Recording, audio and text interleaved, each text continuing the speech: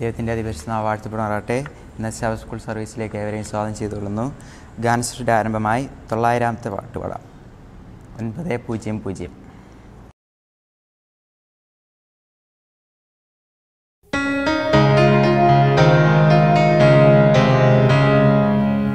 ദൈവകൃപയിൽ ഞാൻ ആശ്രയിച്ച് അവൻ വഴികളെ ഞാൻ അറിഞ്ഞ് അനുഗമിച്ചിടും അവനുടെ ചുവടുകളെ, അനുഗമിച്ചിടും അവനുടെ ചുവടുകളെ.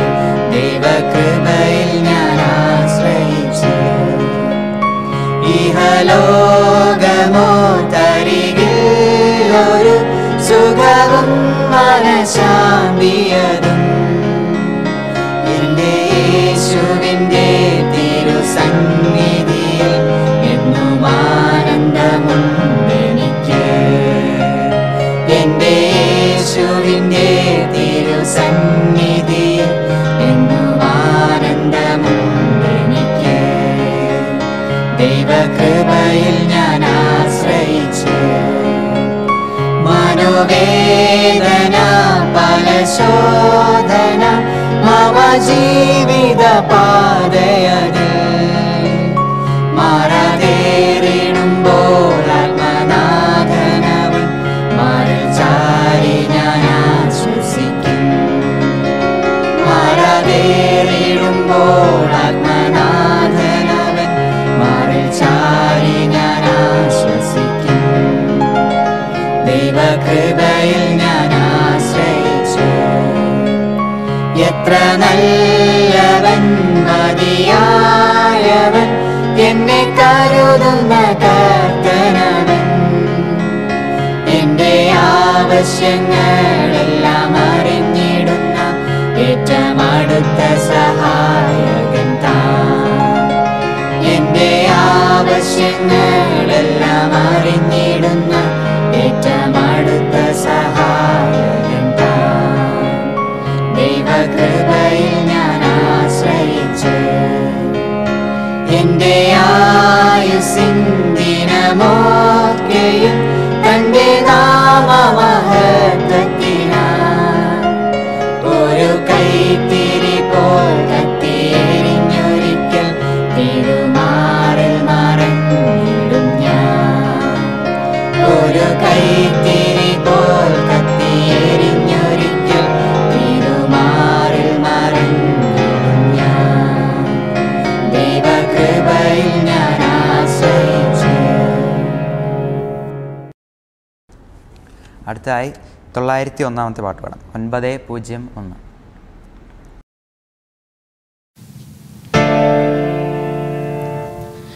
എന്റെ ദൈവമെല്ലാ നാളും അനന്യൻ തന്നെ, അണച്ചിടും അവൻ എന്നെ ചിറകടിയിൽ.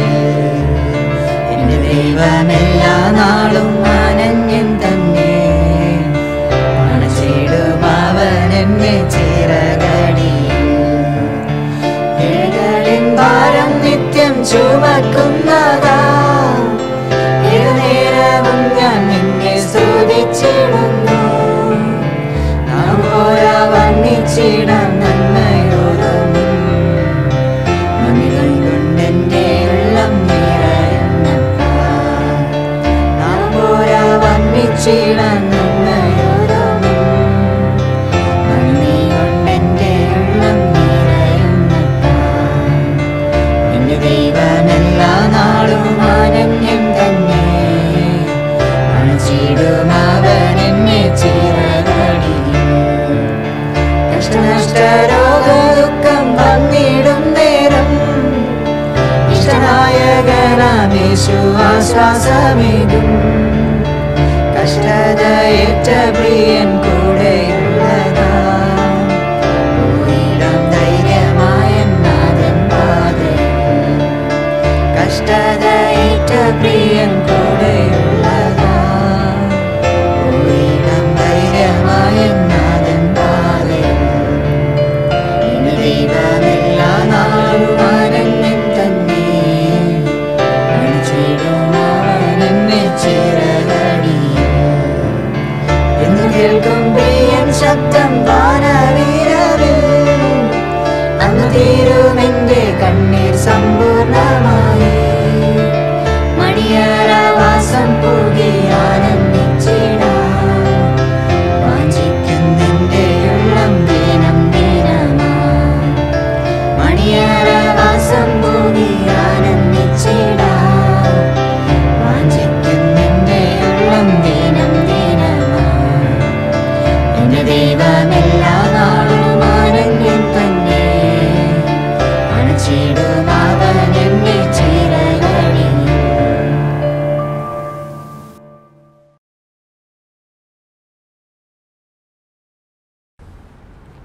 സങ്കീർത്തനം 128. യഹോവയെ ഭയപ്പെട്ട് അവൻ്റെ വഴികളിൽ നടക്കുന്ന ഏവനും ഭാഗ്യവാൻ. നിന്റെ കൈകളുടെ അധ്വാനഫലം നീ തിന്നും.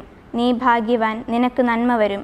നിന്റെ ഭാര്യ നിന്റെ വീട്ടിനകത്ത് ഫലപ്രദമായ മുന്തിരിവള്ളികൾ പോലെയും നിന്റെ മക്കൾ നിന്റെ മേശയ്ക്ക് ചുറ്റും ഒലിവ് തൈകൾ പോലെയും ഇരിക്കും. യഹോവ ഭക്തനായ പുരുഷൻ ഇങ്ങനെ അനുഗ്രഹിക്കപ്പെടുവാനാകും. യഹോവ സിയോനിൽ നിന്ന് നിന്നെ അനുഗ്രഹിക്കും. നിന്റെ ആയുഷ്കാലമൊക്കെയും നീ യെരൂശലേമിൻ്റെ നന്മയെ കാണും.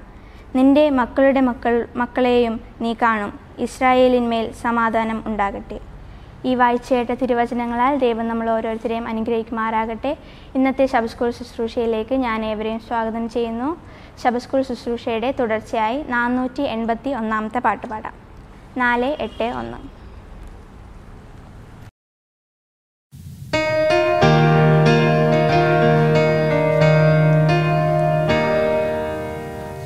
എന്റെ സങ്കേതവും ബലവും ഏറ്റവും അടുത്ത തുണയും ഏതൊരാപത്തിലും ഏതു നേരത്തിലും എനിക്കെന്നും ദൈവമത്രേ. ഏതൊരാപത്തിലും ഏതു നേരത്തിലും എനിക്കെന്നും ദൈവമത്രേ. ഇരുൾ തിങ്ങിടും പാതകളിൽ കരൾ വിങ്ങിടും വേളകളിൽ അരികിൽ വരുവാൻ കൃപകൾ തരുവാൻ ആരുമില്ലിതുപോലൊരുവൻ. അരികിൽ വരുവാൻ കൃപകൾ തരുവാൻ ആരുമില്ലിതുപോലൊരുവൻ. എല്ലാ ഭാരങ്ങളും ചുമക്കും എന്നും താങ്ങി എന്നെ നടത്തും.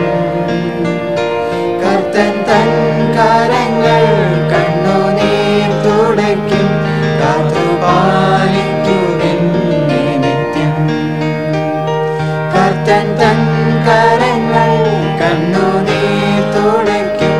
കാത്തുപാലിക്കുമെന്നെ നിത്യം. എന്നെ തന്നരികിൽ ചേർക്കുവാൻ എത്രയും വേഗം വന്നിടും താൻ. പുത്രനാം ഭവനം എത്തി വിശ്രമിപ്പാൻ ആർത്തിയോടെ ഞാൻ കാത്തിരിക്കും. പുത്രനാം ഭവനം എത്തി വിശ്രമിപ്പാൻ ആർത്തിയോടെ ഞാൻ കാത്തിരിക്കും. പ്രാർത്ഥിക്കാം. ഞങ്ങളെ അതിവാത്സല്യമായി സ്നേഹിക്കുന്ന സ്വർഗസ്ഥനായ പിതാവേ, ഞങ്ങൾ ഇതാ അങ്ങയുടെ സന്നിധിയിലായിരിക്കുമ്പോൾ ഞങ്ങളെ ഓരോരുത്തരെയും അങ്ങ് അനുഗ്രഹിക്കുമാറാകണമേ. ഇന്ന് പ്രാർത്ഥനയ്ക്കായി തലകളെ വണക്കിയിരിക്കുന്ന ഓരോ പ്രിയ മക്കളെയും ഓർത്ത് പ്രാർത്ഥിക്കുന്നു. അവരെല്ലാം അങ്ങ് അനുഗ്രഹിക്കുമാറാകണമേ. പ്രത്യേകാൽ ഇന്നത്തെ ശബത്ത് സ്കൂൾ ശുശ്രൂഷയെ ഓർത്ത് പ്രാർത്ഥിക്കുന്നു. അത് ഭംഗിയായി നടക്കുവാൻ അങ്ങ് അനുഗ്രഹിക്കുമാറാകണമേ. ഇന്ന് അതിൽ പങ്കെടുക്കുന്ന ഓരോരുത്തരെയും അങ്ങ് അനുഗ്രഹിച്ച് വഴി നടത്തുമാറാകണമേ. അവരവരുടെ ഭാഗങ്ങൾ ഭംഗിയായി ചെയ്യുവാനും അത് അങ്ങയ്ക്ക് അനുഗ്രഹപ്രദമായി മാറുവാനും അങ്ങ് അനുഗ്രഹിക്കുമാറാകണമേ. അതുപോലെ തന്നെ ലോകമെമ്പാടുമുള്ള ഓരോ വിശ്വാസികളെ ഓർത്ത് പ്രാർത്ഥിക്കുന്നു. അവരെല്ലാം അങ്ങ് അനുഗ്രഹിച്ച് വഴി നടത്തുമാറാകണമേ. ഒരിക്കൽ കൂടി എല്ലാവരെയും അങ്ങ് താഴ്ത്തി സമർപ്പിക്കുന്നു. ചോദിച്ചതിലുപരി നന്മകളെ കൊണ്ട് നിറയ്ക്കണം. എല്ലാം യേശുവിൻ നാമത്തിൽ തന്നെ ചോദിക്കുന്നു. ആമേൻ.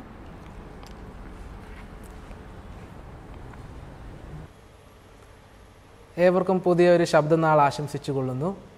ഇന്നത്തെ മിഷൻ റിപ്പോർട്ടിൻ്റെ തലവാചകം എൻ്റെ രീതിയിലല്ല. ഇത് എഴുതിയിരിക്കുന്നത് ഫാബിയോള പാണ്ടില. സ്നാനപ്പെട്ടതിന് ശേഷം മെക്സിക്കോയിലെ വിലാർ മോസിയിലുള്ള ഫാബിയോള 18 വർഷങ്ങൾ അവളുടെ പിതാവിന് വേണ്ടി പ്രാർത്ഥിച്ചു. യാതൊരു ആശയ്ക്കും വകയില്ലാത്ത വിധമായിരുന്നു അവൻ്റെ അവസ്ഥ. അവനൊരു ദൈവവിശ്വാസിയല്ലായിരുന്നു. അവൾ കന്യാമറിയത്തോടും വിശുദ്ധന്മാരോടുമായി പ്രാർത്ഥിച്ചു. ഒരു മുഴുകുടിയനായിരുന്ന അയാൾ എപ്പോഴും അദ്ദേഹത്തിൻ്റെ ഭാര്യയെ നിന്ദിക്കുകയും അധിക്ഷേപിക്കുകയും ചെയ്തു. അവൻ്റെ മുഖമാകട്ടെ എപ്പോഴും കോപം നിറഞ്ഞതും. ഫാബിയോള യേശുവിനെക്കുറിച്ച് പറഞ്ഞു. എന്നാൽ പതിവായി അവളുടെ പിതാവ് അത് കേൾക്കാത്ത മട്ടിൽ പോയി. അവൾ പ്രാർത്ഥനയിൽ മടുത്തുപോയില്ല. സഭാംഗങ്ങളോടും പ്രാർത്ഥിക്കുവാനായി അവൾ ആവശ്യപ്പെട്ടു. അവസാനം ദൈവം അവളുടെ പ്രാർത്ഥനകൾക്ക് ഉത്തരം നൽകി. എന്നാൽ അവൾ പ്രതീക്ഷിക്കാത്ത രീതിയിലായിരുന്നു ആ ഒരു ഉത്തരം നൽകിയത്. 75-ാം വയസ്സിൽ തൻ്റെ പിതാവിന് കരൾ ക്യാൻസറാണെന്ന് കണ്ടെത്തി. ക്യാൻസർ വളരെയധികം പടർന്നതിനാൽ ശസ്ത്രക്രിയ കൊണ്ട് അത് മാറ്റുവാൻ കഴിയില്ലെന്നും ഉടൻ തന്നെ മരിച്ചു പോകുമെന്നാണ് ഡോക്ടർമാർ പറഞ്ഞത്. ഇതുകൊണ്ട് തന്നെ ഫാബിയോള വീണ്ടും പ്രാർത്ഥിക്കുവാൻ ആരംഭിച്ചു. തൻ്റെ പിതാവിനെ തൻ്റെ കൈകളിൽ നിന്നും നഷ്ടപ്പെട്ടു പോവാതിരിക്കുവാൻ വേണ്ടി വീണ്ടും ആത്മാർത്ഥതയോടെ ദൈവത്തോട് പ്രാർത്ഥിച്ചു. അവൾ തൻ്റെ പിതാവിൻ്റെ രക്ഷയ്ക്കായി ഇങ്ങനെ പ്രാർത്ഥിച്ചു. ദൈവമേ, നിന്നെക്കുറിച്ച് പറയുവാൻ വേണ്ടി ശരിയായ വാക്കുകൾ തരണേ എന്ന് പറഞ്ഞ് അവൾ പ്രാർത്ഥിക്കുകയാണ്. അവൾ കാലത്തും വൈകിട്ടും പ്രാർത്ഥിച്ചു. എനിക്ക് പറയുവാനുള്ള ധൈര്യം തരണമേ. അങ്ങനെ ഇവൾ പറഞ്ഞുകൊണ്ട് അവളുടെ പിതാവിൻ്റെ അടുക്കൽ ചെല്ലുകയാണ്. അങ്ങനെ റൂമിൻ്റെ അടുത്ത് ബെഡിൻ്റെ അരികിൽ ചെന്ന് പറഞ്ഞപ്പോൾ ആദ്യം അവൾ വിചാരിച്ചത് അവളുടെ പിതാവ് ശകാരിക്കുമെന്നായിരുന്നു. ദേഷ്യപ്പെട്ടു പോകുമെന്ന് അവൾ ഭയന്നു. എന്നാൽ അവൾ പ്രാർത്ഥിച്ചു പോയിരുന്നു എന്ന് അവൾ ഓർത്തു. ഞാൻ നിന്നെ വളരെ സ്നേഹിക്കുന്നു. ഞാൻ നിന്നോട് സംസാരിക്കാൻ പോകുന്ന ദൈവമാണ് എന്നവൾ പറഞ്ഞു. നീ വിശ്വസിക്കുന്ന ദൈവം നിന്നെ സൗഖ്യമാക്കാൻ കഴിവുള്ള ശക്തിയുള്ള ദൈവമാണ്. അതുകൊണ്ട് ഞാൻ നിന്നോടൊത്ത് പ്രാർത്ഥിക്കട്ടെ. അങ്ങനെ അവൾ ഇതെല്ലാം പറഞ്ഞ് പ്രാർത്ഥിച്ചു കഴിഞ്ഞതിന് ശേഷം അവൾ തൻ്റെ പിതാവിൻ്റെ അടുത്ത് പറയുകയാണ് എന്നും രാവിലെയും വൈകുന്നേരമായിട്ട് പ്രാർത്ഥിക്കണമെന്ന്. ഇതിനോട് അവളുടെ പിതാവ് ഇത്തവണ സമ്മതിക്കുകയാണ്. അങ്ങനെ ആ ദിവസം മുതൽ എന്നും രാവിലെയും വൈകുന്നേരമായിട്ട് പ്രാർത്ഥിക്കുകയും അതിനുശേഷം പ്രാർത്ഥനയ്ക്ക് ശേഷം അവൾ വേദപുസ്തകത്തിൽ നിന്നും വായിക്കുകയും പാട്ടുകൾ പാടുകയും ദൈവത്തെ സ്തുതിക്കുകയും ചെയ്തു. പിതാവ് ശാന്തമായി ശ്രവിച്ചു. അവളുടെ പ്രവർത്തനങ്ങൾ ഫലമില്ലാത്തവയാണോ എന്നവൾ ആശ്ചര്യപ്പെട്ടു. എന്നാൽ അവൾ വേദപുസ്തകം വായിക്കുന്നതും പാടുന്നതും തുടർന്നു. അവളും മറ്റ് സഭാംഗങ്ങളും പിതാവിനു വേണ്ടി പ്രാർത്ഥിക്കുവാൻ വേണ്ടി ഒരു ദിവസം വേർതിരിച്ചു. ക്യാൻസർ വേഗത്തിൽ പടരുകയും പിതാവ് ക്ഷീണിതനാവുവാനും തുടങ്ങി. എന്ത് ചെയ്യണമെന്ന് ഫാബിയോളയ്ക്ക് അറിയില്ലായിരുന്നു. ഒരു അഡ്വന്റിസ്റ്റ് സുഹൃത്തായ റീത്ത ഫാബിയോളയുടെ പിതാവിന് വേണ്ടി വേദപുസ്തക പഠനം നടത്താമെന്ന് ഉറപ്പ് നൽകി. എന്നാൽ ഈ കാര്യം ഫാബിയോളയുടെ പിതാവിൻ്റെ മുൻപാകെ അറിയിച്ചപ്പോൾ ഫാബിയോളയുടെ അതിശയത്തിന് പിതാവ് വേദപുസ്തകം പഠിക്കാമെന്ന് സമ്മതിച്ചു. വഷളായിക്കൊണ്ടിരിക്കുന്ന പിതാവിൻ്റെ അവസ്ഥ കണ്ടിട്ട് റീത്ത ഒരാഴ്ചയ്ക്കുള്ളിൽ തന്നെ 7 പാഠങ്ങൾ വെച്ച് ഓരോ ദിവസമായിട്ട് പഠിപ്പിക്കുവാൻ തീരുമാനിച്ചു. അങ്ങനെ 7-ാം പാഠത്തിന് ശേഷം റീത്ത പിതാവിനോട് അവൻ്റെ ഹൃദയം യേശുവിന്മേൽ കൊടുക്കുവാൻ താല്പര്യമുണ്ടോ എന്ന് ചോദിച്ചു. നിനക്ക് എന്തുകൊണ്ട് സ്നാനപ്പെട്ടുകൂടാ എന്നവൾ ചോദിച്ചു. അവൻ സ്നാനപ്പെടാമെന്ന് പിതാവ് അറിയിച്ചു. സൗത്ത് ഈസ്റ്റ് ആശുപത്രിയിലെ പാസ്റ്റർ റോജർ പെക്ക് പിതാവിനെ കുട്ടികൾക്കുള്ള പ്ലാസ്റ്റിക് കുളത്തിൽ കുടുംബ വീടിൻ്റെ മുൻപാകെ ബുധനാഴ്ച 1:30 സ്നാനപ്പെടുത്തി.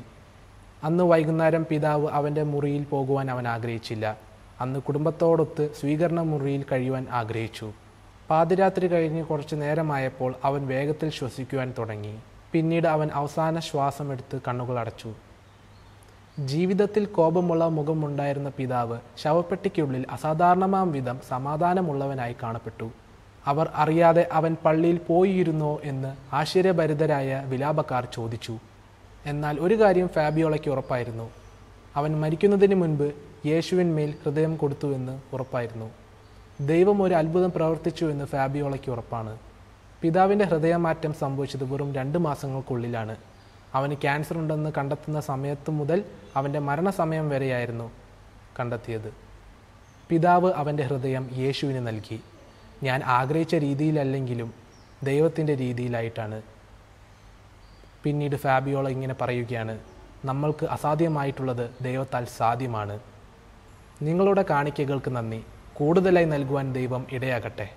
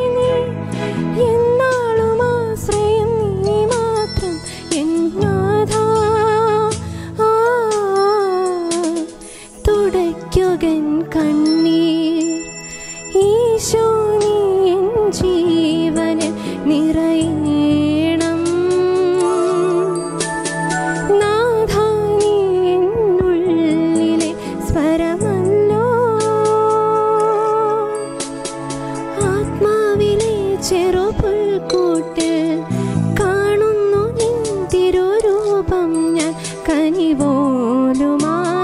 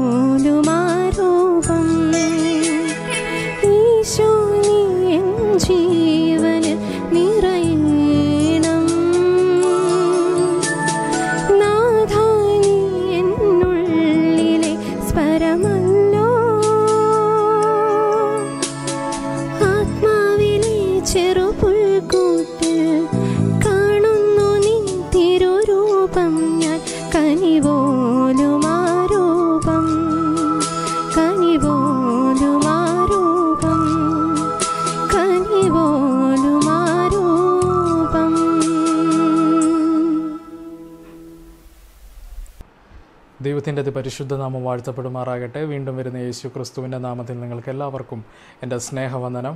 എല്ലാവരെയും ഇന്നത്തെ പാഠപഠനത്തിലേക്ക് ഞാൻ സ്വാഗതം ചെയ്യുകയാണ്. ഇന്നത്തെ പാഠം 11ാമത്തെ പാഠമാണ്. പാഠത്തിൻ്റെ തലവാചകം പുതിയ ഉടമ്പടിയിലെ വിശുദ്ധ മന്ദിരം. മനപ്പാഠവാക്യം എബ്രായർക്ക് എഴുതിയ ലേഖനം 9-ാം അധ്യായം അതിൻ്റെ 15ാമത്തെ വാക്യമാണ്. അതുനിമിത്തം ആദ്യ നിയമത്തിലെ ലംഘനങ്ങളിൽ നിന്നുള്ള വീണ്ടെടുപ്പിനായി ഒരു മരണം ഉണ്ടായിട്ട് നിത്യ അവകാശത്തിൻ്റെ വാഗ്ദത്തം വിളിക്കപ്പെട്ടവർക്കു ലഭിക്കേണ്ടതിന് അവൻ പുതിയ നിയമത്തിൻ്റെ മധ്യസ്ഥൻ ആകുന്നു. നമുക്കൊരു നിമിഷം കണ്ണുകളെ അടച്ച് പ്രാർത്ഥിക്കാം. ഞങ്ങളെ ഏറ്റവും വാത്സല്യമായി സ്നേഹിക്കുന്ന കർത്താവേ, എന്നുള്ള സമയത്തിന് നന്ദിയോടെ സ്തുതിക്കുന്നു. പിതാവേ, നാഥ, അടിയങ്ങൾക്ക് നൽകിയിരിക്കുന്ന ഈ പാഠത്തിന് നന്ദിയോടെ സ്തുതിക്കുന്നു. അടിയങ്ങൾക്ക് നൽകിയിരിക്കുന്ന ഈ വാക്യത്തിനായി നന്ദിയോടെ സ്തുതിക്കുന്നു. പിതാവേ, കർത്താവേ, അടിയങ്ങൾ കഴിഞ്ഞ നാളുകളായി അങ്ങയുടെ ഉടമ്പടികളെക്കുറിച്ച്, അങ്ങയുടെ വാഗ്ദത്തങ്ങളെക്കുറിച്ചൊക്കെയും പഠിച്ചുകൊണ്ടിരിക്കുകയാണല്ലോ പിതാവേ. കൂടുതലായി ഞങ്ങളുടെ വചനത്തെക്കുറിച്ച് അടിയങ്ങൾക്ക് വെളിപ്പെടുത്തി തരുന്നതിൽ നന്ദിയോടെ സ്തുതിക്കുന്നു. നാഥ, ഇനിയും കർത്താവെ, ഞങ്ങളുടെ വചനത്തിൻ്റെ മർമ്മങ്ങളെ ഗ്രഹിപ്പാൻ ഉയരത്തിൽ നിന്നുള്ള ജ്ഞാനത്താൽ അടിയങ്ങൾ ഓരോരുത്തരെയും അവിടെ നിന്ന് നിറയ്ക്കുമാറാകണമെന്ന് പ്രാർത്ഥിക്കുന്നു. ഞങ്ങളുടെ പരിശുദ്ധാത്മാവിനാൽ അടിയങ്ങൾ ഓരോരുത്തരെയും അവിടെ നിന്ന് നിറയ്ക്കുമാറാകണമെന്ന് പ്രാർത്ഥിക്കുന്നു. പിതാവേ, പ്രത്യേകിച്ച് പിതാവേ, ഇത് കേൾക്കുന്നവരെ ഞങ്ങളുടെ കരങ്ങളിലേക്ക് സമർപ്പിക്കുന്നു. അവരിലും അങ്ങയുടെ ആത്മാവിനെ പകരുമാറാകണമെന്ന് പ്രാർത്ഥിക്കുന്നു. പിതാവേ, ഒരിക്കൽ കൂടി എല്ലാവരെയും അങ്ങയുടെ കരങ്ങളിലേക്ക് സമർപ്പിക്കുന്നു. ചോദിച്ചാൽ അധികം നമ്മൾ നിറയ്ക്കണം. എല്ലാം യേശുവിൻ്റെ നാമത്തിൽ തന്നെ ചോദിക്കുന്നു പിതാവേ, ആമേൻ. കഴിഞ്ഞ ആഴ്ചയിൽ നമ്മൾ ചിന്തിച്ചത് പുതിയ ഉടമ്പടിയെക്കുറിച്ചാണ്. പുതിയ ഉടമ്പടി എന്നാൽ പുതുക്കിയ ഉടമ്പടിയാണ് എന്നും പഴയ നിയമങ്ങളുമായി അല്ലെങ്കിൽ പഴയ ഉടമ്പടിയുമായി അതിന് വലിയ വ്യത്യാസങ്ങളൊന്നുമില്ല എന്നും നമുക്ക് കാണാൻ തക്കോണം സാധിക്കുന്നുണ്ട്. പഴയ ഉടമ്പടി എന്ന് പറയുന്നത് സമാഗമന കൂടാര ശുശ്രൂഷയും അതുമായി ബന്ധപ്പെട്ടുള്ളതായ കാര്യങ്ങളുമാണ് എന്ന് നമ്മൾ മനസ്സിലാക്കുകയും അത് കർത്താവായ യേശു ക്രിസ്തുവിൻ്റെ ക്രൂശ് മരണത്തിൻ്റെയും കർത്താവായ യേശു ക്രിസ്തുവിൻ്റെ പുരോഹിത ശുശ്രൂഷയുടെയും നിഴലായിരുന്നു എന്ന് കാണാൻ കഴിയുന്നുണ്ട്. എന്നാൽ സീനായിൻ മലയിൽ ദൈവം കൊടുത്തതായ 10 കൽപ്പന അതിൽ പെടുന്നതല്ല എന്നും അതിന് യാതൊരു വിധത്തിലുള്ളതായ വ്യത്യാസമില്ല എന്നും അത് ഇന്നും നമുക്ക് അനുസരിക്കേണ്ടതായിട്ട് ഉള്ളതാണ് എന്ന് നമുക്ക് കാണാൻ കഴിയുന്നു. എന്നാൽ കർത്താവായ യേശു ക്രിസ്തു ഈ നിയമത്തെ പുതിയ നിയമമായി നൽകിയിരിക്കുന്നത് സ്നേഹമാണ് എന്നും സ്നേഹത്തിൽ അധിഷ്ഠിതമായി ഇതെല്ലാം നമ്മൾ അനുസരിക്കേണ്ടത് ആവശ്യമാണ് എന്ന് അതിലൂടെ വ്യക്തമാക്കി എന്ന് നമുക്ക് കാണാൻ കഴിയുന്നുണ്ട്.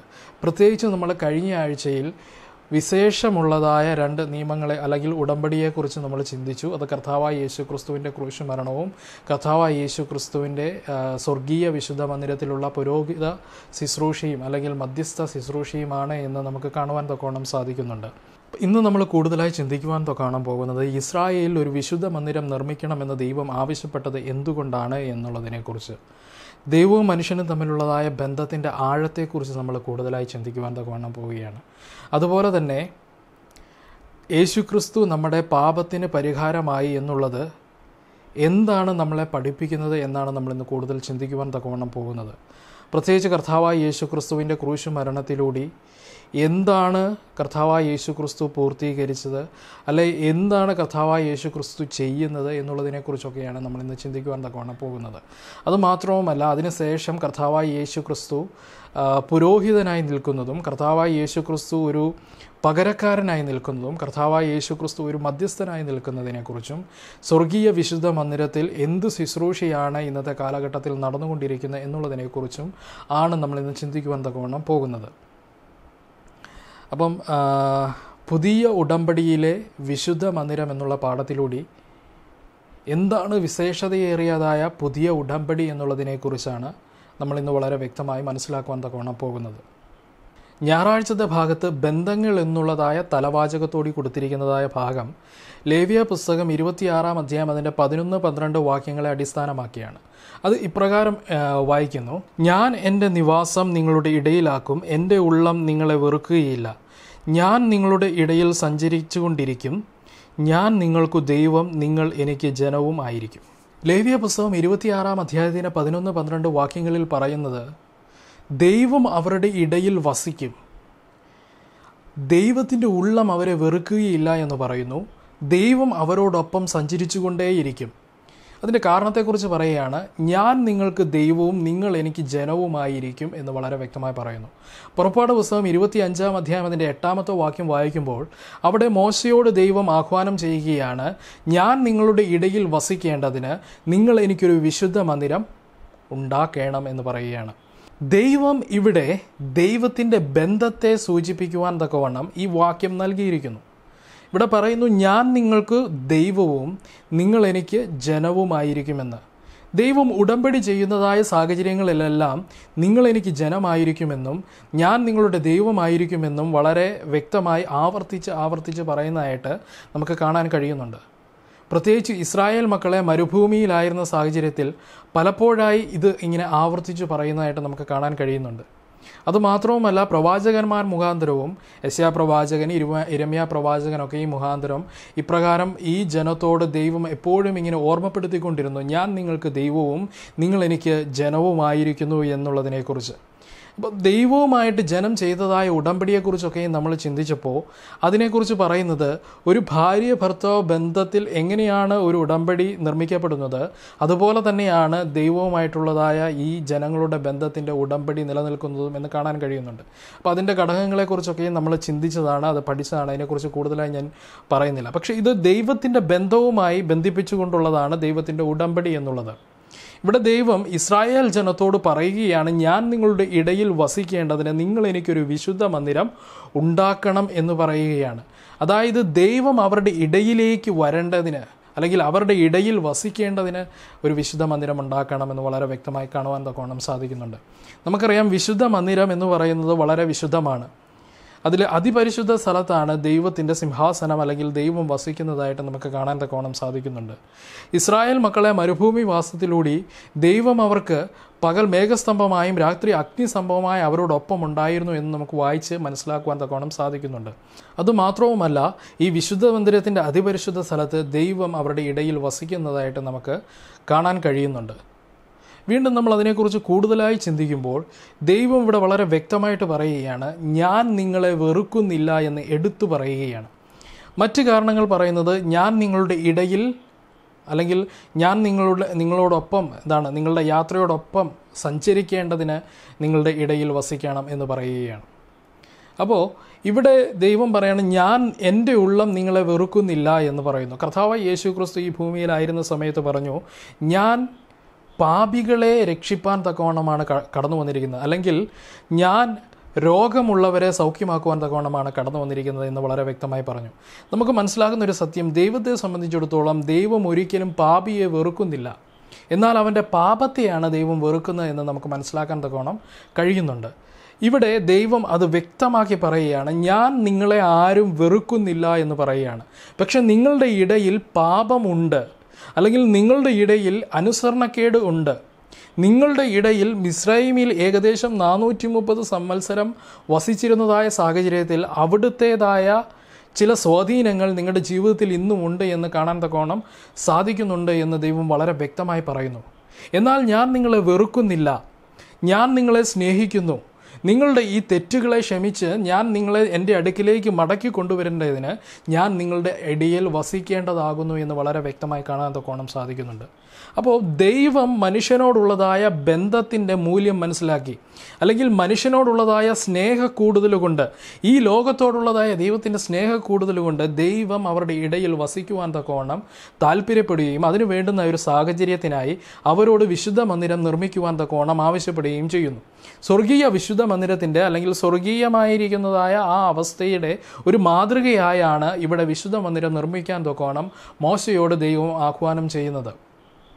അതിൻ്റെ അളവുകളെക്കുറിച്ച്, അതിൻ്റെ പ്ലാനുകളെക്കുറിച്ച്, അതിൻ്റെ വസ്തുക്കൾ ശേഖരിക്കുന്നതിനെക്കുറിച്ച്, അതുപോലെ തന്നെ അതിലെ പുരോഹിതന്മാർ ധരിക്കേണ്ട വസ്ത്രത്തെക്കുറിച്ചും ആ വസ്ത്രത്തിൽ എന്തൊക്കെ ഉണ്ടായിരിക്കണം എന്നുള്ളതിനെക്കുറിച്ചും, ആ വസ്ത്രം ഏത് നൂലുകൊണ്ടാണ് തുന്നേണ്ടതിനെക്കുറിച്ചും, തിരശ്ശീലയെക്കുറിച്ചും, അതുപോലെ തന്നെ വിശുദ്ധ മന്ദിരത്തിൽ ഉണ്ടാകേണ്ടതായ വസ്തുക്കളെക്കുറിച്ചും ഒക്കെയും വളരെ വ്യക്തമായി മോശയിലൂടെ ദൈവം പറഞ്ഞു കൊടുക്കുന്നതായിട്ട് നമുക്ക് കാണാൻ കഴിയുന്നുണ്ട്. അപ്പം ദൈവം ഇവിടെ അവരുടെ ഇടയിൽ വസിക്കണമെന്ന് പറയുന്നതിൻ്റെ ഉദ്ദേശം എന്ന് പറയുന്നത് ജനത്തോടുള്ളതായ സ്നേഹമാണ്. ആ ജനം തീർച്ചയായിട്ടും വിശുദ്ധമായ ഒരു ജനമല്ല, അവരിൽ ഒരുപാട് കുറവുകളുണ്ട്. നമുക്കറിയാം, ആ ജനം ഇസ്രായേലിൽ നിന്നും പുറപ്പെട്ടു വന്നപ്പോൾ മുതൽ ദൈവത്തോടും മോശയോടും പിറുപിറുത്തുകൊണ്ടേയിരിക്കുകയാണ്. അവർക്ക് മിസ്രൈമിൽ ലഭിച്ചിരുന്നതായ ഇറച്ചിയെക്കുറിച്ചും അത് തിരിച്ചു വേണമെന്നുള്ളതിനെക്കുറിച്ചൊക്കെയും അവർ വാശി പിടിക്കുകയും പിറുപിറുക്കുകയും ചെയ്യുന്നതായിട്ടൊക്കെയും നമുക്ക് കാണാൻ കഴിയുന്നുണ്ട്. അവർ തിരിച്ചു പോകുവാൻ, അല്ലെങ്കിൽ തിരിച്ച് മിസ്രൈമിലേക്ക് പോകുവാൻ പോലും തയ്യാറാകുന്നതായ ചില സാഹചര്യങ്ങളെക്കുറിച്ചൊക്കെയും അത്രയും ശാഠ്യവും വാശിയുമുള്ളതായ ഒരു ജനമായിരുന്നു. അതുമാത്രമല്ല, അവരുടെ അനുസരണക്കേട് വളരെയധികം ഉണ്ടായിരുന്നു. പക്ഷെ ദൈവം അവരോട് പറയുകയാണ്, ഇത് നിങ്ങളുടെ ഇടയിൽ ഉണ്ട് എങ്കിലും, തെറ്റുകുറ്റങ്ങൾ നിങ്ങളുടെ ഇടയിൽ ഉണ്ട് എങ്കിലും, അനുസരണക്കേട് നിങ്ങളുടെ ഇടയിൽ കാണുവാൻ കഴിയുന്നു എങ്കിലും, നിങ്ങളൊരു വിശുദ്ധമായ ജനമല്ല എങ്കിൽ പോലും, നിങ്ങളിൽ തെറ്റുകളും പാപങ്ങളും ഉണ്ട് എങ്കിലും, ഞാൻ നിങ്ങളുടെ ഇടയിൽ വസിക്കേണ്ടതിന് എനിക്കൊരു വിശുദ്ധ മന്ദിരം നിർമ്മിക്കണം. കാരണം ഞാൻ നിങ്ങളെ വെറുക്കുന്നില്ല, പക്ഷെ ഞാൻ വെറുക്കുന്നത് നിങ്ങളുടെ പാപത്തെയാണ്.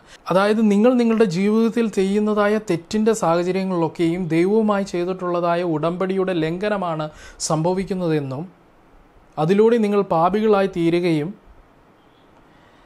ആ പാപത്തിന് ഏകരക്ഷകനായ കർത്താവായ യേശുക്രിസ്തു ചെയ്യുന്നതായ പാപ പരിഹാരത്തെക്കുറിച്ചും, അല്ലെങ്കിൽ നിങ്ങളെ വീണ്ടെടുക്കുന്നതിനെക്കുറിച്ചും, അതിൻ്റെ ഒരു നിഴലായി ഞാൻ നിങ്ങൾക്കൊരു ശുശ്രൂഷ നൽകുന്നതിനെക്കുറിച്ചുമൊക്കെയും അവർക്ക് പറഞ്ഞു കൊടുക്കേണ്ടതിന് വേണ്ടി വിശുദ്ധ മന്ദിരം അവിടെ നിർമ്മിക്കുവാൻ തക്കവണ്ണം ദൈവം ആവശ്യപ്പെടുന്നതായിട്ട് നമുക്ക് കാണാൻ കഴിയുന്നു. പാപം, യാഗം, സ്വീകരണം എന്നുള്ള ഭാഗത്ത് എബ്രായർക്ക് എഴുതിയ ലേഖനം 9-ാം അധ്യായം 22-ാമത്തെ വാക്യത്തെക്കുറിച്ചാണ് നമ്മളിവിടെ ചിന്തിക്കുവാൻ തക്കവണ്ണം പോകുന്നത്. അപ്പോൾ ഈ പാപം, യാഗം, സ്വീകരണം എന്നുള്ളതായ ഭാഗത്ത് നമ്മൾ മനസ്സിലാക്കുന്നത്, പഴയ നിയമ കാലഘട്ടത്തിൽ അനേക യാഗങ്ങളുണ്ടായിരുന്നു. എന്നാൽ 360 ദിവസവും അവിടെ സംഭവിച്ചിരുന്നതായ യാഗങ്ങളെക്കുറിച്ച് വളരെ വ്യക്തമായി നമുക്ക് മനസ്സിലാക്കാൻ തക്കവണ്ണം സാധിക്കുന്നുണ്ട്.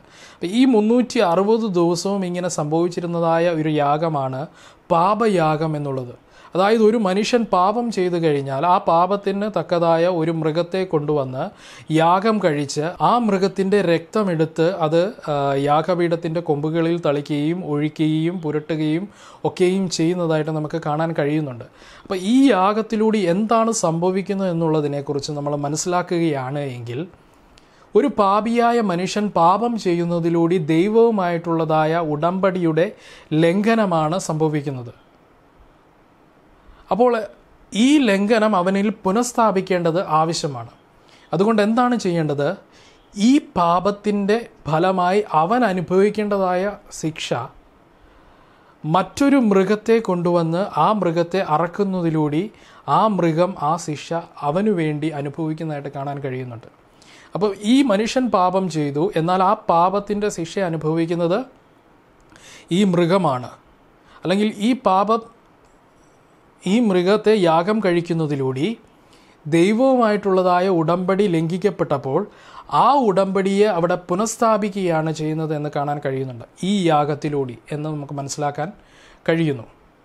കുറച്ചുകൂടി വ്യക്തമായി നമ്മൾ ചിന്തിക്കുകയാണ് എങ്കിൽ ഈ യാഗത്തിലൂടെ ആ മനുഷ്യനാണ് പാപി, പക്ഷെ ആ മനുഷ്യനായിരിക്കുന്ന പാപി അനുഭവിക്കേണ്ടതായ ആ കഷ്ടതയ്ക്ക് പകരമായി ആ മനുഷ്യനു വേണ്ടി ഈ മൃഗം യാഗമാകുന്നതാണ് നമ്മൾ കാണുന്നത്. എന്നാൽ അവനിലുള്ളതായ പാപം അതുപോലെ നിൽക്കുന്നു, അല്ലേ? ഇത് കർത്താവായ യേശു ക്രിസ്തുവിൻ്റെ ക്രൂശ് മരണത്തിൻ്റെ നിഴലായിട്ടുണ്ടായിരുന്ന ശുശ്രൂഷയാണ് എന്ന് നമുക്ക് മനസ്സിലാക്കാൻ തക്കവണ്ണം സാധിക്കുന്നുണ്ട്. കർത്താവായ യേശു ക്രിസ്തുവിൻ്റെ ക്രൂശ് മരണത്തെക്കുറിച്ച് നമ്മൾ ചിന്തിക്കുന്നത് ഇപ്രകാരമാണ്. പ്രത്യേകിച്ച് യെശയ്യാ പ്രവചന പുസ്തകം 53-ാം അധ്യായം നമ്മൾ വളരെ വ്യക്തമായി വായിക്കുമ്പോൾ അവിടെ കർത്താവായ യേശു ക്രിസ്തുവിൻ്റെ ക്രൂശ് മരണത്തിൽ എങ്ങനെയാണ് കർത്താവായ യേശു ക്രിസ്തു ആയിരിക്കുന്നത് എന്നുള്ളതിനെക്കുറിച്ച് യെശയ്യാ പ്രവാചകൻ പറയുകയാണ്.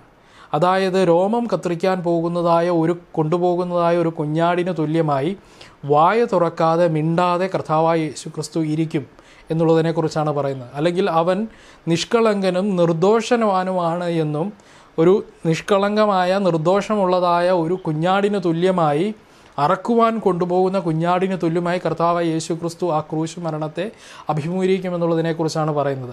അപ്പോൾ ക്രൂശ് മരണത്തെക്കുറിച്ചൊക്കെ നമ്മൾ ചിന്തിക്കുമ്പോൾ പലപ്പോഴും നമ്മളതിനെക്കുറിച്ച് ചിന്തിച്ചാണ് നമ്മൾ പറയുന്നത് നമ്മൾ അനുഭവിക്കേണ്ടതായ കഷ്ടത നമുക്ക് വേണ്ടി കർത്താവായ യേശു ക്രിസ്തു ആ ക്രൂശിൽ അനുഭവിച്ചു എന്നുള്ളതാണ് യഥാർത്ഥ ഒരു ക്രിസ്ത്യാനി മനസ്സിലാക്കുന്നതായ സത്യം.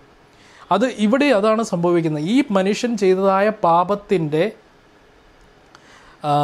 കഷ്ടത ഈ മനുഷ്യൻ അനുഭവിക്കുന്നതിന് പകരം ഈ മനുഷ്യന് വേണ്ടി മറ്റൊരു മൃഗമാണ് അത് അനുഭവിക്കുന്നത് എന്ന് നമുക്ക് കാണാൻ കഴിയുന്നു. അതിലൂടെ ദൈവവുമായിട്ടുള്ളതായ ബന്ധത്തിൻ്റെ ഉടമ്പടി ലംഘിക്കപ്പെട്ടപ്പോൾ അത് പുനഃസ്ഥാപിക്കുകയാണ് ചെയ്യുന്നതെന്ന് കാണാൻ കഴിയുന്നുണ്ട്. കുറച്ചുകൂടി വ്യക്തമായി പറഞ്ഞാൽ, ഞാനൊരു ചട്ടമ്പിയാണ് എന്ന് നിങ്ങൾ ചിന്തിക്കുക. എൻ്റെ കയ്യിൽ ഒരുപാട് പണമുണ്ട്. അപ്പം ഞാനൊരു തെറ്റ് ചെയ്തു, അതിന് ഗവൺമെൻറ് ഒരു ശിക്ഷ നൽകും. ഒരു പക്ഷേ ജയിൽവാസമായിരിക്കാം, അതൊരു 1-2 വർഷം അനുഭവിക്കേണ്ടതായ ഒരു ജയിൽവാസമോ എന്തെങ്കിലും ഒരു ശിക്ഷയായിരിക്കാം. പക്ഷേ എനിക്ക് ശിക്ഷ അനുഭവിക്കുവാനായിട്ട് താല്പര്യമില്ല. അതിന് പകരം ഞാൻ എന്ത് ചെയ്തു? ഞാൻ ചെയ്തത് തെറ്റ് ഏറ്റെടുക്കുവാൻ തക്കവണ്ണം ഞാൻ കൂലിക്കൊരാളെ വെച്ചു, അദ്ദേഹത്തിന് കുറച്ച് പണവും കൊടുത്തു. അദ്ദേഹം എന്ത് ചെയ്തു?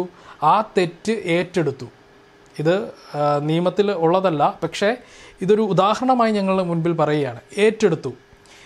ഏറ്റെടുത്തു കഴിഞ്ഞതിന് ശേഷം ആ മനുഷ്യൻ ജയിലിലെ ശിക്ഷ അനുഭവിക്കുകയാണ്. ആ മനുഷ്യൻ അനുഭവിക്കുന്നതായ ശിക്ഷ എന്ന് പറയുന്നത് ഞാൻ ചെയ്ത തെറ്റിൻ്റെ ശിക്ഷയാണ് ആ മനുഷ്യൻ അനുഭവിക്കുന്നത്. അപ്പോൾ ഞാൻ എന്താണ്? തെറ്റുകാരനായി തന്നെ നിൽക്കുകയാണ്.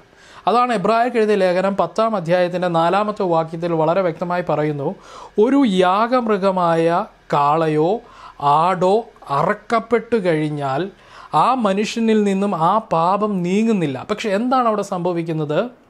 ആ മനുഷ്യൻ അനുഭവിക്കേണ്ടതായ കഷ്ടത അല്ലെങ്കിൽ അതിൻ്റെ ശിക്ഷ ഈ മനുഷ്യന് വേണ്ടി ആ യാഗമൃഗം അനുഭവിക്കുകയാണ് ചെയ്യുന്നത്. അതിലൂടെ എന്തു ചെയ്യുന്നു? ദൈവത്തിൻ്റെ കൃപയും കാരുണ്യവും വെളിപ്പെടുകയും അതിലൂടെ ഈ മനുഷ്യനും ദൈവവും തമ്മിലുള്ളതായ ബന്ധം പുനഃസ്ഥാപിക്കുകയും ചെയ്യുന്നു. ഇതിനു ശേഷം ഈ മനുഷ്യൻ ഈ തെറ്റ് ആവർത്തിക്കാതെ ഇനി ജീവിതത്തിൽ പാപം ചെയ്യാതെ ജീവിക്കണം എന്നുള്ളതാണ് അതിൻ്റെ അർത്ഥം എന്ന് കാണാൻ തക്കവണ്ണം സാധിക്കുന്നുണ്ട്. അപ്പോൾ ഇതാണ് പാപവും യാഗവും തമ്മിലുള്ളത്. ഇത് ദൈവം സ്വീകരിക്കുകയാണ് ചെയ്യുന്നത്. ഇത് സ്വീകരിച്ചതിന് ശേഷം എന്താണ്? ആ മനുഷ്യൻ സമാധാനത്തോടു കൂടി തന്നെ തിരിച്ച് ഭവനത്തിലേക്ക് വരുന്നതായിട്ടാണ് നമ്മൾ കാണുന്നത്.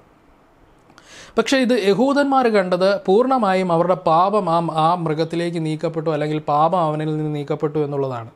ഇത് യഹൂദന്മാർ ചെയ്തിരുന്നത് കർത്താവായ യേശു ക്രിസ്തുവിൻ്റെ ക്രൂശ് മരണത്തിൻ്റെ നിഴലായിരുന്നത് കൊണ്ട് തന്നെ ഇത് പൂർത്തീകരിക്കുന്നത് കർത്താവായ യേശു ക്രിസ്തുവിൻ്റെ ക്രൂശു മരണത്തിലാണ് എന്ന് കാണാൻ തക്കവണ്ണം സാധിക്കുന്നുണ്ട്.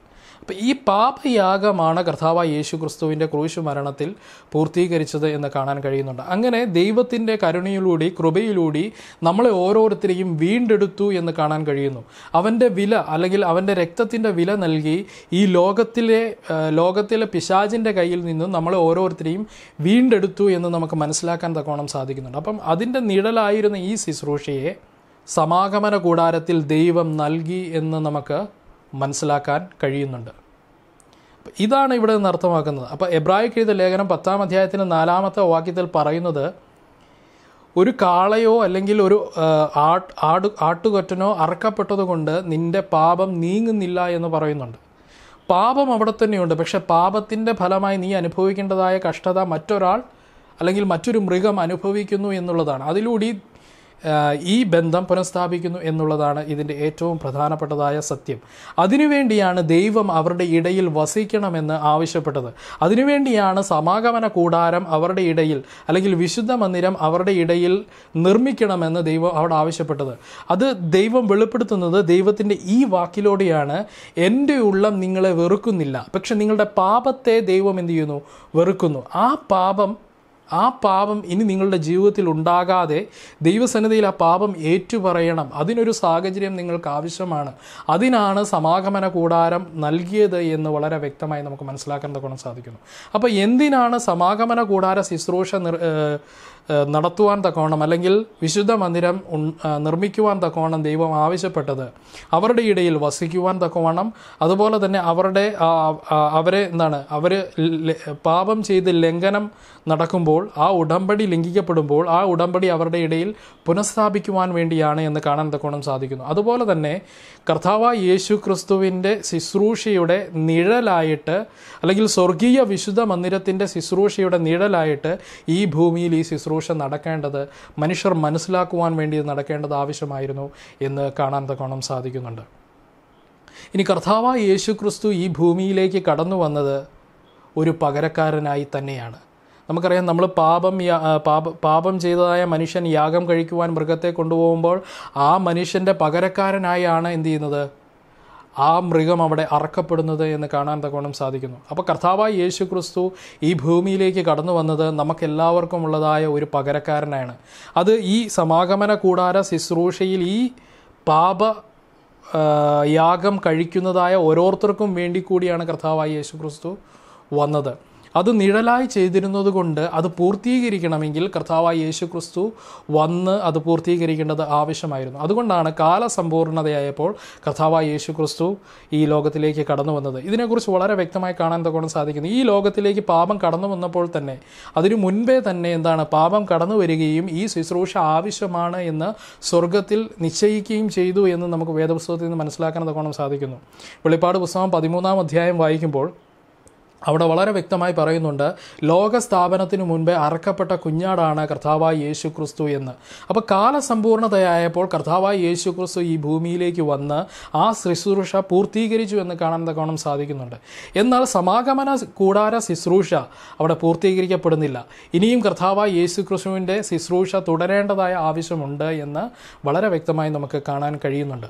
ഗലാത്യർക്ക് എഴുതിയ 1-ാം അധ്യായം അതിൻ്റെ 3-ാമത്തെ വാക്യം ഇപ്രകാരം വായിക്കുന്നു: നമ്മുടെ ദൈവവും പിതാവായവൻ്റെ ഇഷ്ടപ്രകാരം ഇപ്പോഴത്തെ ദുഷ്ടലോകത്തിൽ നിന്നും നമ്മെ വീണ്ടെടുക്കേണ്ടതിന് നമ്മുടെ പാപങ്ങൾ നിമിത്തം തന്നെത്താൻ ഏൽപ്പിച്ചു കൊടുത്തവനായ നമ്മുടെ കർത്താവായ യേശു ക്രിസ്തു. ഈ വാക്യത്തിൽ നിന്ന് വളരെ വ്യക്തമായി ഇവിടെ പറയുകയാണ്, കർത്താവായ യേശു ക്രിസ്തു തന്നെത്താൻ ഏൽപ്പിച്ചു കൊടുത്തത് എന്തിനു വേണ്ടിയായിരുന്നു? ഈ ദുഷ്ടലോകത്തുള്ളതായ നമ്മളുടെ ഓരോരുത്തരുടെയും പാപങ്ങൾക്ക് വേണ്ടിയാണ്. നമുക്ക് പകരക്കാരനായിട്ടാണ് കർത്താവായ യേശു ക്രിസ്തു ക്രൂശിൽ മരിച്ചത് എന്ന് കാണാൻ തക്കവണ്ണം സാധിക്കുന്നു. നമ്മൾ ഓരോരുത്തരും അനുഭവിക്കേണ്ട കഷ്ടതകളാണ് കർത്താവായ യേശു ക്രിസ്തു ആ ക്രൂശിൽ അനുഭവിച്ചത് എന്ന് വളരെ വ്യക്തമായി കാണാൻ തക്കവണ്ണം സാധിക്കുന്നു. അവിടെ രക്തം ചൊരിഞ്ഞത് നമുക്ക് പകരമായാണ് എന്ന് കാണാൻ തക്കവണ്ണം സാധിക്കുന്നുണ്ട്. അപ്പോൾ ഈ ശുശ്രൂഷയുടെ നിഴലായിരുന്നു സമാഗമന കൂടാര ശുശ്രൂഷയിൽ ഉണ്ടായിരുന്നത്. അത് ജനങ്ങളെ മനസ്സിലാക്കുന്നതിന് വേണ്ടിയാണ് ഒരു വിശുദ്ധ മന്ദിരം നിർമ്മിക്കുവാൻ തക്കവണ്ണം ആവശ്യപ്പെട്ടത് എന്ന് വളരെ വ്യക്തമായി നമുക്ക് മനസ്സിലാക്കാൻ തക്കവണ്ണം സാധിക്കുന്നുണ്ട്. ഇനി കർത്താവായ യേശു ക്രിസ്തുവിൻ്റെ ശുശ്രൂഷ ഇവിടം കൊണ്ട് അവസാനിക്കുന്നില്ല.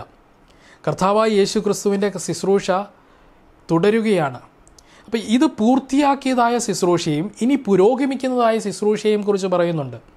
പൂർത്തീകരിച്ച ശുശ്രൂഷ എന്ന് പറയുന്നത് ക്രൂശു മരണത്തിൽ നമുക്ക് പകരമായി കർത്താവായ യേശു ക്രിസ്തു മരിച്ചതാണ് എന്ന് വളരെ വ്യക്തമായി മനസ്സിലാക്കാൻ തൊക്കെ സാധിക്കുന്നു. എന്നാൽ പുരോഗമിക്കുന്ന ശുശ്രൂഷ എന്ന് പറയുന്നത് മഹാപുരോഹിതൻ്റെ ശുശ്രൂഷയാണ്. അത് ഇന്നും പുരോഗമിച്ചു കൊണ്ടിരിക്കുകയാണ് എന്ന് വളരെ വ്യക്തമായി നമുക്ക് മനസ്സിലാക്കാൻ തൊക്കെ സാധിക്കുന്നുണ്ട്. നമുക്കറിയാം, നമ്മൾ ചിന്തിച്ചതുപോലെ ഈ 360 ദിവസവും, ഒരു വർഷത്തിൽ 360 ദിവസവും സംഭവിക്കുന്നതായ ഒരു ശുശ്രൂഷ എന്ന് പറയുന്നതാണ് പാപയാഗം എന്ന് പറയുന്നത്. അതിനെക്കുറിച്ച് നമ്മൾ ചിന്തിച്ചു.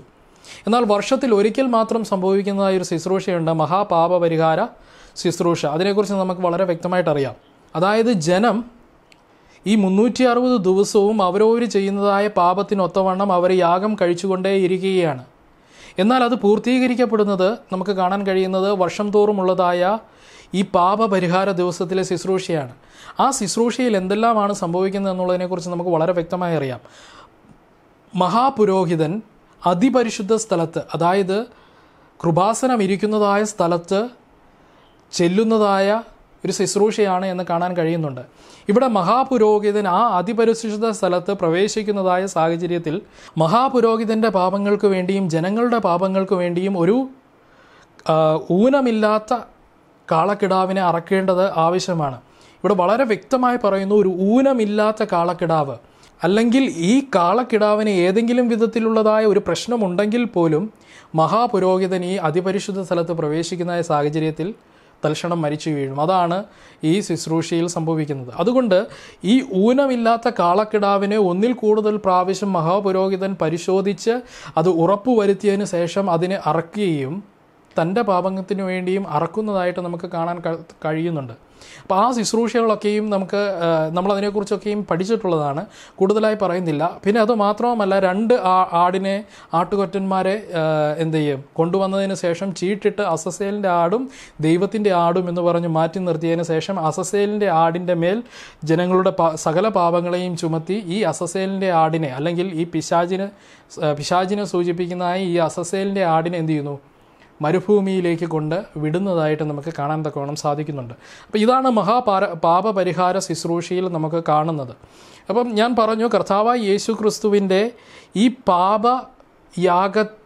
നിഴലായിരുന്ന ഈ പാപയാഗത്തിൻ്റെ പൂർത്തീകരണം കർത്താവായ യേശു ക്രിസ്തു ക്രൂശിൽ നമ്മുടെ ഓരോരുത്തരുടെയും പാപങ്ങൾക്ക് വേണ്ടി നമ്മൾ മരിക്കേണ്ട സാഹചര്യത്തിൽ മരിച്ചു, അത് പൂർത്തീകരിച്ചു എന്ന് കാണാൻ തക്കവണ്ണം സാധിക്കുന്നുണ്ട്. ദൈവത്തിൻ്റെ രക്തം കൊടുത്ത് നമ്മൾ ഓരോരുത്തരെയും വീണ്ടെടുത്തു എന്ന് കാണാൻ തക്കവണ്ണം സാധിക്കുന്നുണ്ട്. പിന്നീട് ദൈവം സ്വർഗത്തിലേക്ക് പ്രവേശിച്ചതിന് ശേഷം സ്വർഗീയ വിശുദ്ധ മന്ദിരത്തിൽ അതിപരിശുദ്ധ സ്ഥലത്തുള്ളതായ ഈ പുരോഹിതൻ്റെ ശുശ്രൂഷ ചെയ്തുകൊണ്ടിരിക്കുകയാണ്. നമുക്ക് വേണ്ടി ക്രിസ്തു മധ്യസ്ഥ വഹിച്ചുകൊണ്ടിരിക്കുകയാണ് എന്ന് കാണാൻ തക്കവണ്ണം സാധിക്കുന്നുണ്ട്. അപ്പോൾ ഇന്ന് പുരോഗമിച്ചുകൊണ്ടിരിക്കുന്നതായ ശുശ്രൂഷ എന്ന് പറയുന്നത് ഈ പുരോഹിതൻ്റെ ശുശ്രൂഷയാണ് എന്ന് നമുക്ക് കാണാൻ കഴിയുന്നുണ്ട്. അതാണ് പുതിയ ഉടമ്പടിയിലെ പുരോഹിതനെന്ന് നമുക്ക് ഈ ഭാഗത്ത് നിന്ന് മനസ്സിലാക്കാൻ കഴിയുന്നത്.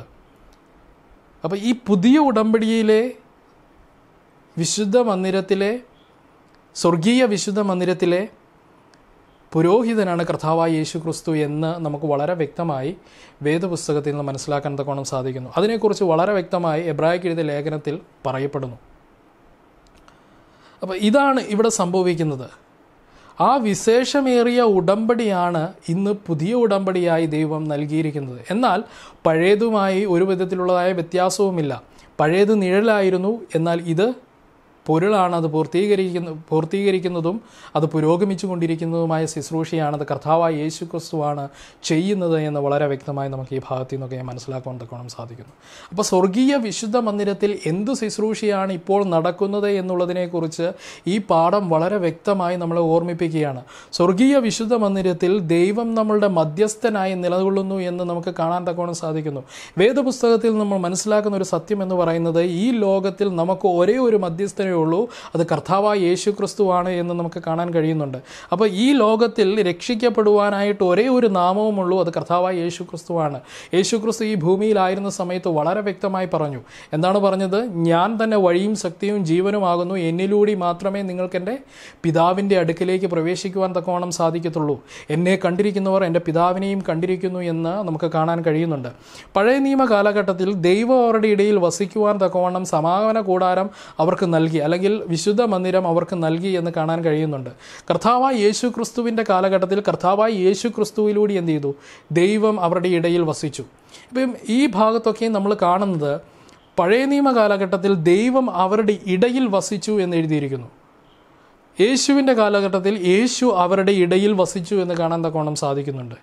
എന്നാൽ യേശുവിൻ്റെ അല്ലെങ്കിൽ ക്രിസ്തുവിൻ്റെ ക്രൂശ് മരണത്തിന് ശേഷം ഇന്ന് സ്വർഗത്തിൽ പുരോഗമിച്ചു കൊണ്ടിരിക്കുന്നതായ മഹാപുരോഹിതൻ്റെ ശുശ്രൂഷ കർത്താവായ യേശു ക്രിസ്തു നമ്മുടെ മധ്യസ്ഥനായി നിന്നുകൊണ്ട് ചെയ്യുമ്പോൾ എങ്ങനെയാണ് ദൈവം നമ്മളിൽ വസിക്കുന്നത് എന്നുള്ളതിനെക്കുറിച്ചാണ്.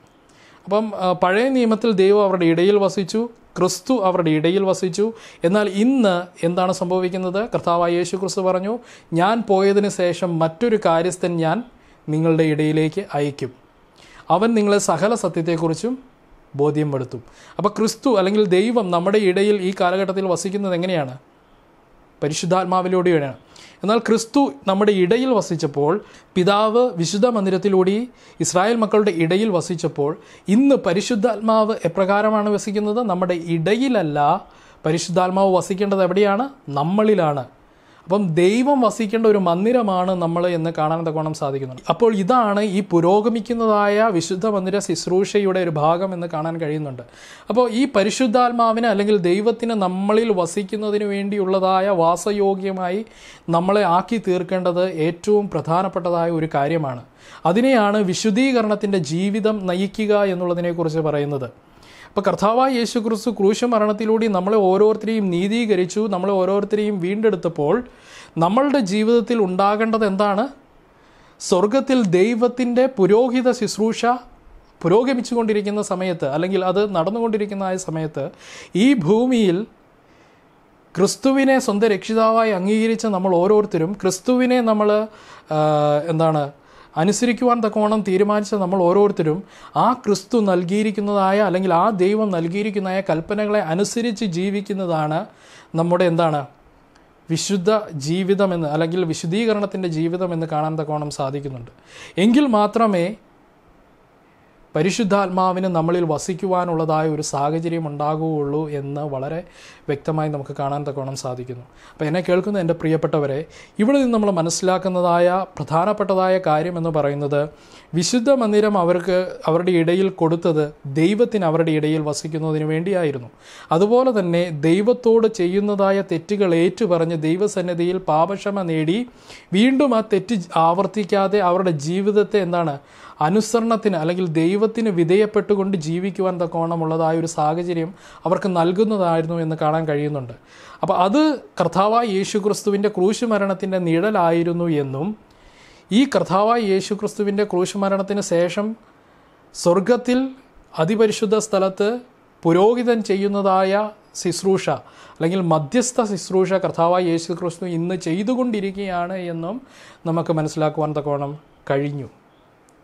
അപ്പോൾ നമ്മൾ ചെയ്യേണ്ടത് ഇത്ര മാത്രമാണ്, നമ്മൾ ഈ ഭൂമിയിൽ ദൈവത്തിന് വിധേയപ്പെട്ട് ജീവിക്കുക എന്നുള്ളതാണ്. അതാണ് നമ്മുടെ ആത്മീയ ജീവിതം എന്ന് നമുക്ക് കാണാൻ തക്കവണ്ണം സാധിക്കുന്നുണ്ട്.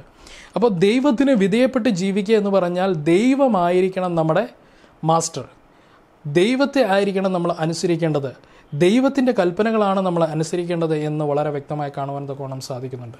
അപ്പോൾ ഈ വിശുദ്ധീകരണത്തിൻ്റെ ജീവിതത്തിലൂടെയാണ് നമുക്കെന്താണ്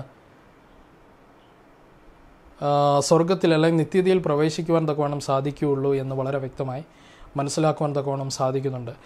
ദൈവം നമ്മുടെ പാപങ്ങൾക്കു വേണ്ടി മരിച്ചു. അതായത് നമ്മൾ മരിക്കേണ്ടതിന് പകരക്കാരനായി ദൈവം എന്ത് ചെയ്തു? മരിച്ചു. പക്ഷേ ദൈവം പാപിയല്ല.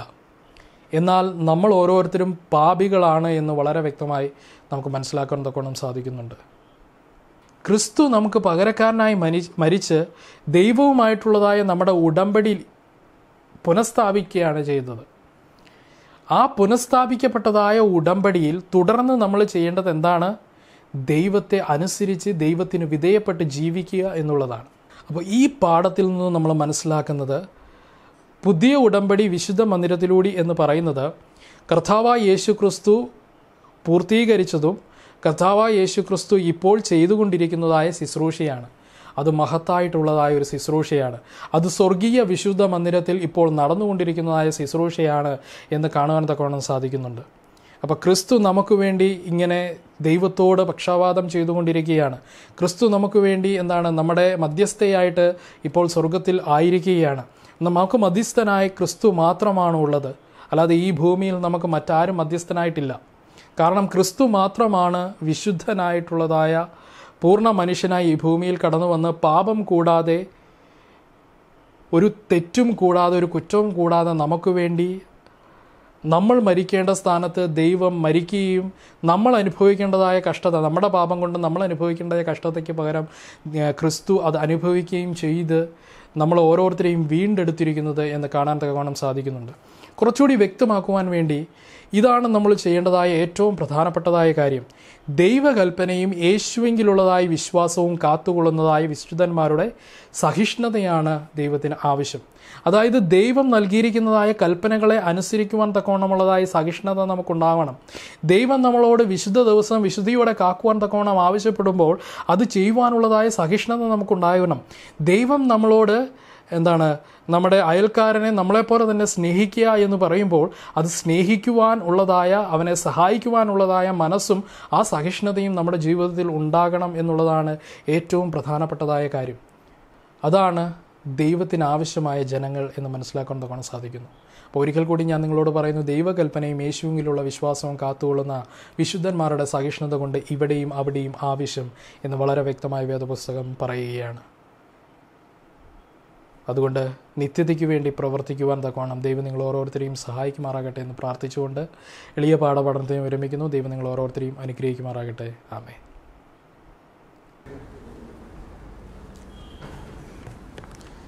ഇന്നത്തെ സബ് സ്കൂൾ സൃഷ്ടിയുടെ അവസാനമായി 339 പാട്ട് പാടാം. 339.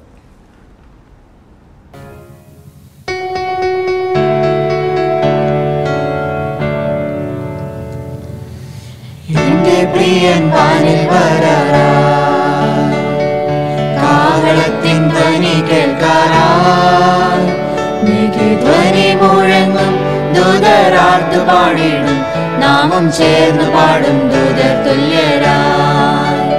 മേഘധ്വനി മുഴങ്ങും ദൂതരാർത്തു പാടിടും, നാമം ചേർന്ന് പാടും ദൂതർ തുല്യരായി. ഹൃദയത്തോടെ ഞാൻ സ്തുതിക്കും, തന്റെ അത്ഭുതങ്ങളെ ഞാൻ വർണ്ണിക്കും. ഞാൻ സന്തോഷിച്ചിടും, എന്നും സ്തുതി പാടിടും, എന്നെ സൗഖ്യമാക്കി വീണ്ടെടുത്തതാ. ഞാൻ സന്തോഷിച്ചിടും, എന്നും സ്തുതി പാടിടും, എന്നെ സൗഖ്യമാക്കി വീണ്ടെടുത്തതാ.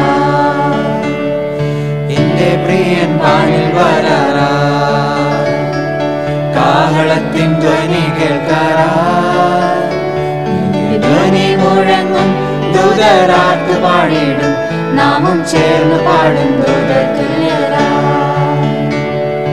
ധ്വനി മുഴങ്ങും ദൂതരാർത്തു പാടിടും, നാമം ചേർന്ന് പാടും ദൂതർ തുല്യരായി. പീഡിതനു അഭയസ്ഥാനം, സങ്കടങ്ങളിൽ നൽകുണ നീ. ഞാൻ കുലുങ്ങുകില്ല, ഒരു നാളും വീടില്ല, എന്റെ യേശു എന്നും കൂടെയുള്ളതാ. ഞാൻ കുലുങ്ങുകില്ല, ഒരു നാളും വീടില്ല, എന്റെ യേശു എന്നും കൂടെയുള്ളതാ. എന്റെ പ്രിയൻ വാനിൽ വരാറായി, കാഹളത്തിൻ ധ്വനി കേൾക്കാറായി, മേഘധ്വനി മുഴങ്ങും ദൂതരാർത്തു പാടിടും, നാമം ചേർന്ന് പാടും ദൂതർ തുല്യരായി. മേഘധ്വനി മുഴങ്ങും ദൂതരാർത്തു പാടിടും, നാമം ചേർന്ന് പാടും ദൂതർ തുല്യരായി. തകർക്കുന്നീ ദുഷ്ടഭുജത്തെ, ഉടയ്ക്കുന്നീ നീചപാത്രത്തെ, സിയോൻ പുത്രിയാർക്കുക, എന്നും സ്തുതി പാടുക, നിന്റെ രാജരാജനെഴുന്നള്ളാറാ. സിയോൻ പുത്രിയാർക്കുക, എന്നും സ്തുതി പാടുക, നിന്റെ രാജരാജനെഴുന്നള്ളാറാ. എന്റെ പ്രിയൻ വാനിൽ വരാറായി.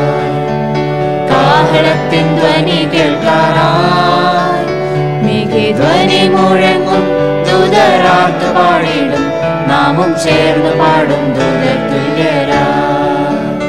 മേഘധ്വനി മുഴങ്ങും, ദൂതരാർത്തു പാടിടും, നാമും ചേർന്ന് പാടും ദൂതർ തുല്യരായി.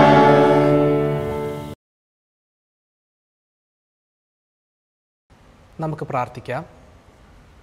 Our most gracious Father in heaven, thank you, Lord, for giving us this Sabbath day, and I thank thee, Lord, for keeping this Sabbath day in holy. And Lord, please bless us and guide us, and to bless this Sabbath day and keep it thine holy. Lord, please save us from all kinds of harms and dangers, from these pandemics and all situations that we are passing through, and please save us and guide us. Lord, we need your blessings and glorifying our beloved ones. And Lord, please bless us all and keep us safe. Bless this Sabbath day and keep it thine holy. For I ask in Jesus' precious name I pray. Amen.